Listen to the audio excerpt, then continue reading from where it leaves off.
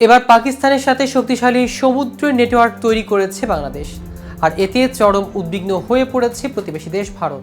1971 সালের পর গত সপ্তাহে প্রথম কোনো পাকিস্তানি পণ্যবাহী জাহাজ সরাসরি বাংলাদেশে নোঙর করেছে। পাকিস্তানের করাচি থেকে ওই জাহাজটি বাংলাদেশের চট্টগ্রাম বন্দরে এসেছিল। এভাবে পাকিস্তান থেকে বাংলাদেশে জাহাজ আসার ঘটনায় উদ্বিগ্ন হয়ে উঠেছে ভারত। তবে কি এবার বিশাল সমুদ্র নেটওয়ার্ক তৈরি করতে চলেছে বাংলাদেশ পাকিস্তান? আর এতে ভারতের উদ্বিগ্ন হওয়ার আসল কারণ কি, তা নিয়ে বিস্তারিত থাকছে আজকের প্রতিবেদনের বাকি অংশে। কেটিভি নিউজ 24 চ্যানেল থেকে আপনাদের সাথে আছি আমি মাহমুদুর রহমান জিয়া।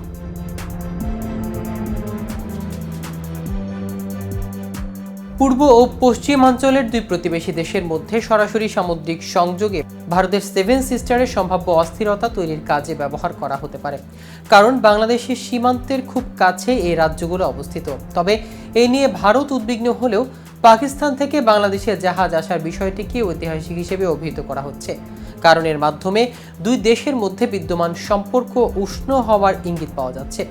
শেখ হাসিনা পতনের পর ক্ষমতায় আসা অন্তর্বর্তীকালীন সরকার পাকিস্তানের সঙ্গে বাণিজ্য কার্যক্রম বাড়াতে আগ্রহী। সরাসরি সামুদ্রিক পথের মাধ্যমে দুই দেশের মধ্যে বাণিজ্য বাড়বে। 2023 সালে বাংলাদেশ ও পাকিস্তানের মধ্যে বাণিজ্যের পরিমাণ $800 মিলিয়ন কম ছিল।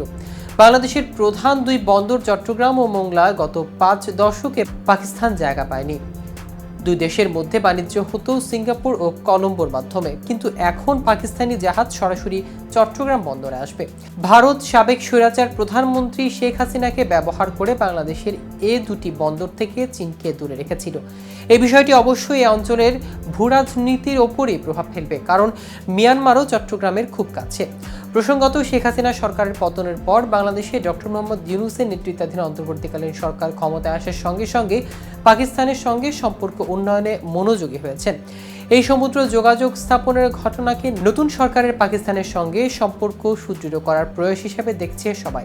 তবে ভারতের নিরাপত্তা বিশেষজ্ঞরা সতর্ক করেছেন যে চট্টগ্রাম ও মোংলা বন্দরে পাকিস্তানি জাহাজের নিয়মিত যাতায়াত হতে পারে মাদক ও অস্ত্র চোরাচালানের মাধ্যমে। একটি সূত্র জানিয়েছে, চট্টগ্রামে জাহাজটির বেশ কয়েকটি 40 ফুটের কন্টেইনার প্রথমে নামিয়ে পুলিশ দিয়ে তার নিরাপত্তা বেষ্টনী তৈরি করা হয়েছে, যা স্বাভাবিক প্রক্রিয়া নয়। এছাড়া চট্টগ্রাম ও মোংলা বন্দরের সুরক্ষা নিশ্চিত করতে ভারতের পক্ষ থেকে অতিরিক্ত সতর্কতা নেওয়া হতে পারে, কারণ বাংলাদেশ থেকে ভারতের উত্তর পূর্বাঞ্চলে সংযোগ সহজ, যা নিরাপত্তার জন্য বড় চ্যালেঞ্জ হতে পারে। নতুন এই সমুদ্র পথ খুলে দিলে পাকিস্তান থেকে তুলা ও অন্যান্য পণ্য বাংলাদেশে আসবে, আর বাংলাদেশ থেকে পাটজাত পণ্য রপ্তানি হবে। তবে ভারত বাংলাদেশের বাণিজ্য সম্পর্ক এতই গভীর যে পাকিস্তানের সঙ্গে এই সম্পর্ক সেই জায়গা দখল করে নিতে পারবে না বলে মনে করেন বিশ্লেষকরা।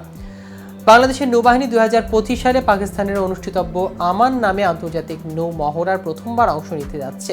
এর অংশ হিসেবে গত মাসে পাকিস্তানের একটি যুদ্ধ জাহাজ পাঠানো হয়েছে। দর্শক, আজ এ পর্যন্তই। সারা বিশ্বের নিত্য নতুন সকল আপডেট পেতে কেটিভি নিউজ 24 এর সাথেই থাকুন।